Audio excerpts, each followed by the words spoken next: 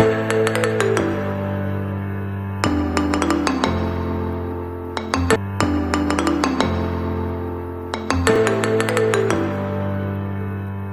afternoon, my viewers out there. My name is Unogu, and today we'll be looking at chemical equilibrium.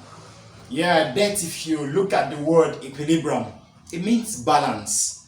Now, you remember when you were quite younger, you remember your balanced seesaw, where somebody has to sit at this point, you have a weight at this point, you have another weight at this point. Now, if this weight is heavier, let's say we have 50 kg, and I have an individual that is 25 kg, yes, what is expected? Yeah, this part will go down while this is going up. If we want to balance this, then we need to introduce someone else who is 25 kg to sit close to him before you have a balance point. Now, this is equilibrium in practice.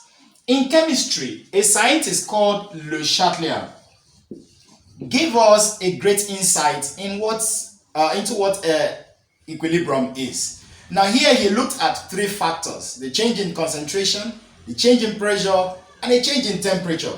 Now, what he stated in his principle was that if you introduce stress in a system, the system will work in such a way as to oppose the stress, to take off the stress so that it can go back to equilibrium.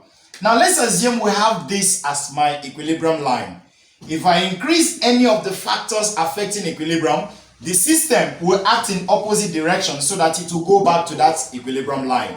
In the same vein, if I decrease any of the system affecting equilibrium, what the system will do is it will act in opposite direction as to go back to this. So in any given point in time, the system wants to go back to equilibrium.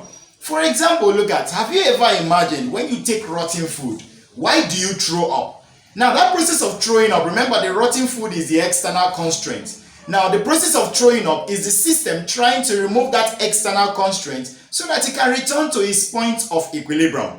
I hope you got that. Now, let's take this hypothetical example. We have A plus B giving me C plus D.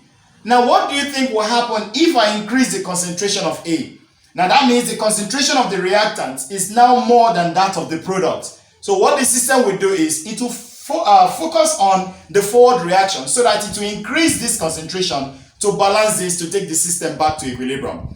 In the same vein, if I decrease the concentration of one of the products, let's say C for example, I decrease the concentration of C. Now that means at this point in time, what happens is that the reactant is now more in concentration than my product. So what the system will do is, in order to make this balance, to go back to the state of balance, it will increase the concentration of the product. That means the forward reaction is favored. I trust you understand that. So at every given point in time, once the system is increased, it will act in opposite direction.